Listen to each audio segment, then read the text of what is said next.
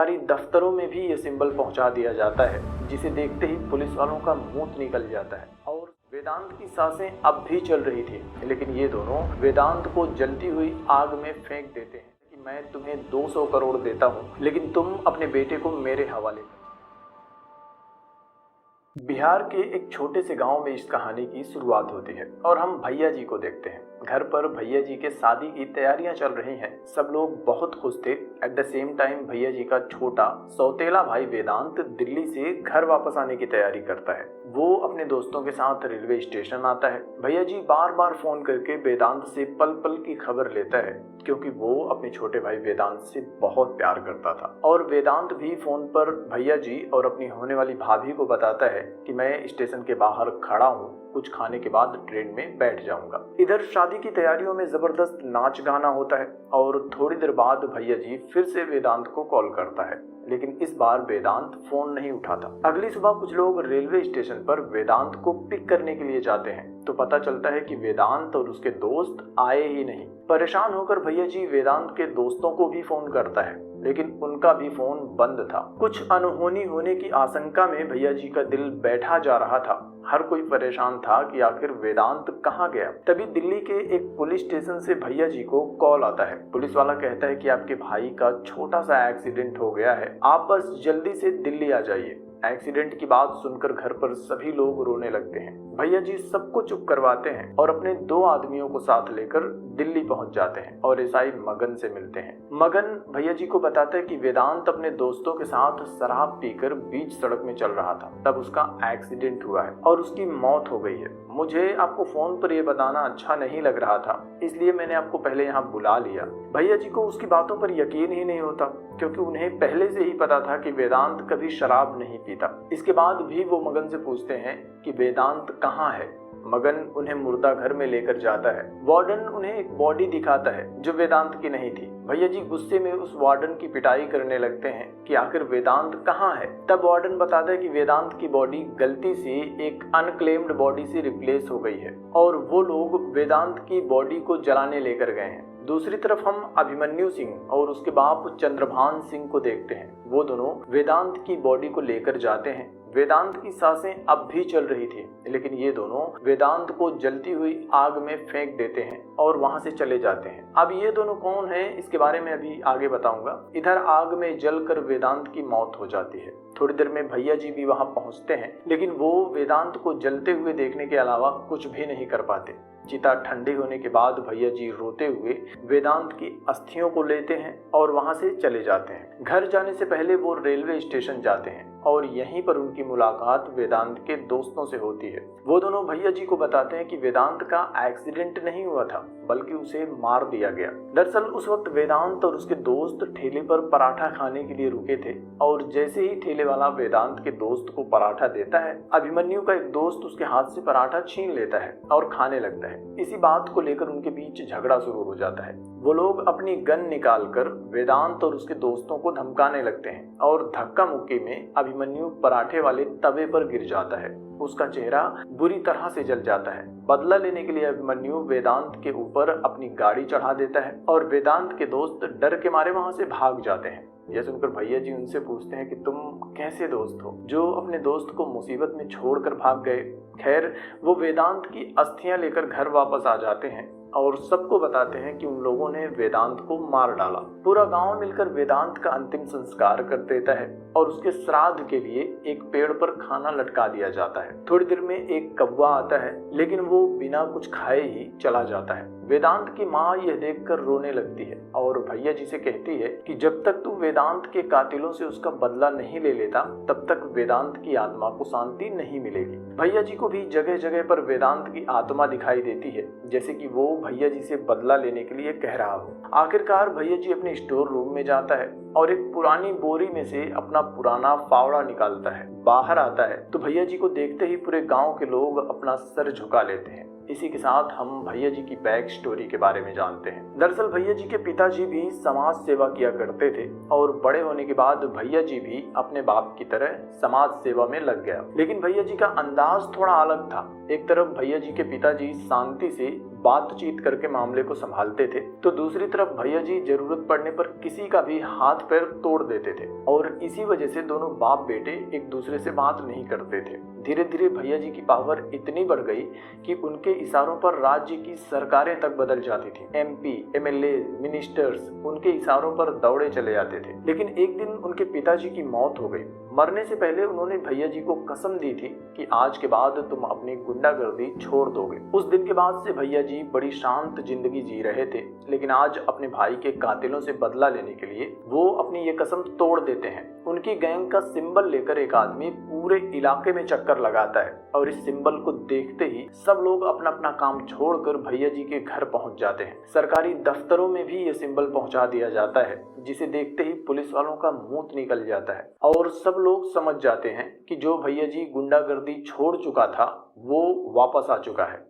ये लोग दिल्ली पहुंचकर SI मगन को उठा लेते हैं। पूछने पर मगन भैया जी को बताता है कि तुम्हारे भाई को मारने वाला चंद्रभान सिंह का बेटा अभिमन्यु है। दरअसल भैया जी की तरह ही चंद्रभान सिंह भी एक बाहुबली है और उसके कंट्रोल में भी बहुत सारे MLA हैं। सत्ता पार्टी को भी वो जबरदस्त फंडिंग करता है और इसी वजह से कोई भी उसके खिलाफ बोलने की हिम्मत नहीं करता। चंद्रभान अपने बेटे से बहुत प्यार करता है और अभिमन्यु भी अपने बाप की पावर की वजह से जगह जगह गुंडागर्दी करता है, लड़कियों का रेप कर देता है, मर्डर कर देता है। लेकिन चंद्रभान अपने बिगड़ैल बेटे को बचाने के लिए किसी भी हद तक जा सकता है, चाहे इसके लिए उसे किसी को मारना भी पड़े। मगन से चंद्रभान के बारे में सब कुछ जानने के बाद भैया जी मगन को छोड़ देता है। मगन चंद्रभान के घर आता है और उसे बताता है कि वेदांत का भाई भैया जी बदला लेने के लिए आ रहा है। मगर चंद्रभान भी उसके बारे में कुछ नहीं जानता था, लेकिन भैया जी का नाम सुनते ही उनके घर में काम करने वाला पंडित बाहर आता है और उन्हें भैया जी के बारे में सब कुछ बताता है कि भैया जी बिहार में किंग मेकर हैं। उसी वक्त भैया जी भी चंद्रभान के घर आता है।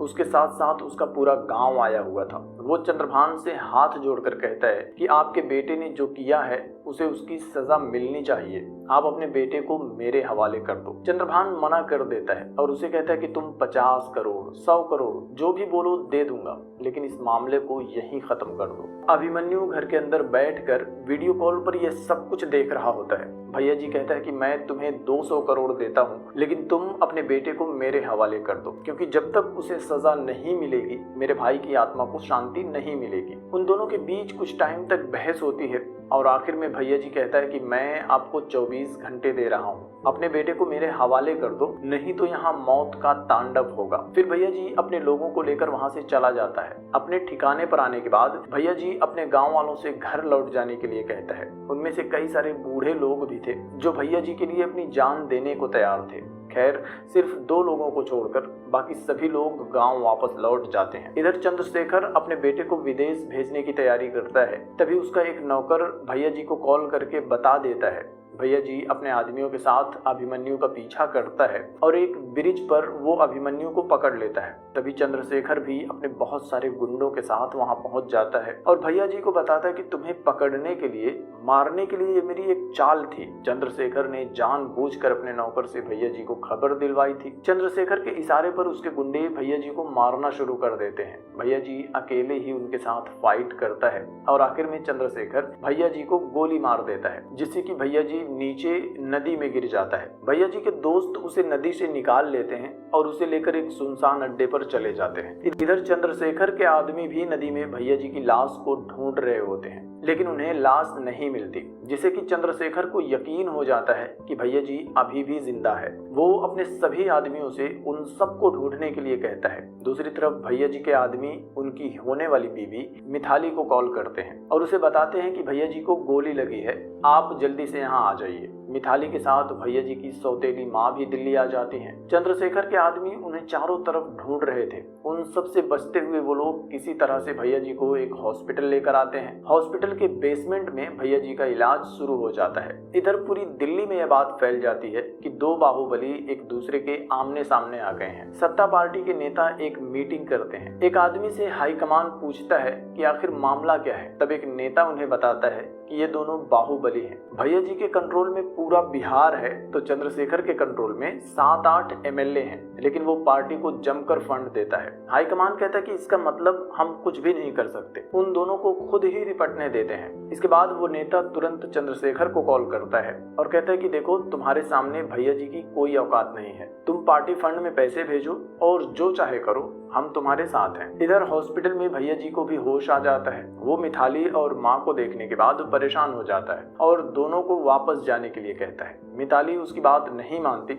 और उसे कहती है कि हम ओलंपिक शूटिंग चैंपियनशिप में गोल्ड मेडलिस्ट हैं, हम आपकी मदद कर सकते हैं। इसके बाद भैया जी के कहने पर एक आदमी माँ को लेकर घर चला जाता है। उधर भैया जी के गांव में रहने वाले कुछ बूढ़े आदमी सोमनाथ नाम के एक आदमी से मिलने के लिए जाते हैं। ये सोमनाथ वही पंडित था जो चंद्रशेखर के घर में काम करता था। बूढ़ा आदमी उससे कहता है कि तुझे याद तो होगा ही कि जब तू गांव आया था तब गुंडों ने तेरी बेटी को अगवा कर लिया था और तुमसे फिरौती मांग रहे थे। तब भैया जी ने तेरी बेटी को बचाया था, लेकिन उसके आगे का तुझे पता नहीं है। उसी दुश्मनी की वजह से उन गुंडों ने भैया जी के परिवार पर हमला किया था, जिसमें कि उनके पिताजी की मौत हो गई थी। इसलिए आज तुझे भैया जी की मदद करनी होगी। यह सुनकर सोमनाथ भी मदद करने के लिए तैयार हो जाता है। दूसरी तरफ चंद्रशेखर अपने आदमियों के साथ मीटिंग करता है और वो लोग पार्टी फंड का सारा पैसा इकट्ठा करके कहां और कब डिलीवरी करनी है प्लान बना रहे होते हैं। मगन भी इस मीटिंग में शामिल होता है, लेकिन चंद्रशेखर उसे भगा देता है क्योंकि मगन ने ही भैया जी को चंद्रशेखर के बारे में बताया था और वही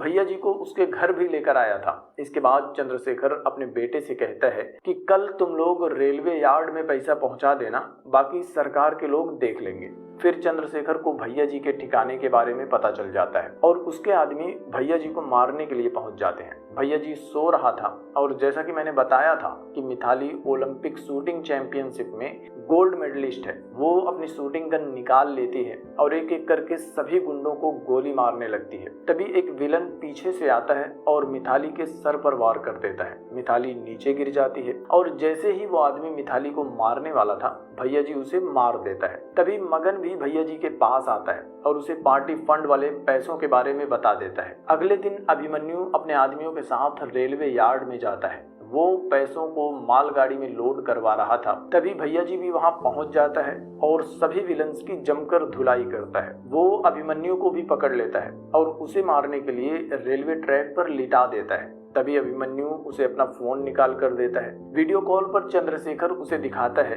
कि मैंने तेरी माँ को उठवा लिया है, अगर मेरे बेटे को कुछ भी हुआ तो मैं तेरी माँ को मार डालूंगा। वो माँ को क्रेन से लटका देता है और नीचे चारों तरफ आग लगवा देता है। भैया जी माँ को बचाने के लिए चंद्रशेखर के घर पहुंच जाता है। वो गाड़ी लेकर सीधी चलती हुई आग में घुस जाता है और माँ को बचाकर बाहर आ जाता है। चंद्रशेखर के गुंडे उनके ऊपर गोलियां चलाने लगते हैं, लेकिन दूसरी तरफ से मिताली भी उनकी मदद करती है। वो अपनी स्नाइपर गन लेकर दूर से ही कई सारे विलन्स को शूट कर देती है और आखिरकार बूढ़े आदमी और सोमनाथ की मदद से भैया जी माँ को बाहर भेज देते हैं। वो बूढ़ा आदमी अपने एक हाथ का पंजा दिखाकर भैया जी को इशारा करता है। दरअसल सोमनाथ ने चंद्रशेखर के पूरे घर में भैया जी के लिए हथियार छुपा कर रख दिया था और सब जगह उसने अपने पंजे से निशान बनाया था। भैया जी और मिताली दोनों मिलकर काफी देर तक फाइट करते हैं, जिसमें सोमनाथ के छुपाए हुए हथियार भैया जी के बहुत काम आते हैं और आखिर में भैया जी